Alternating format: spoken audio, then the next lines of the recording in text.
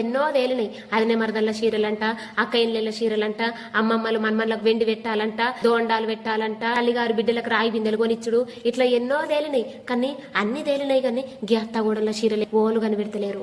ఒకవేళ అత్తగూడల చీరలు కని పెట్టిర్రనుకో, ఇక ఇప్పటిదాకైనా కయ్యాలు ఒక తిరుంటాయి, ఇక అత్తగూడల చీరలు తేలు నుంచి ఇంకో తిరుంటాయి కయ్యాలు. అవే గిసుడు చీర నేను కట్టినా, నేను నాకు బుద్ధి తెలిసి నుంచి 1200 1000 తక్క కట్టలేను.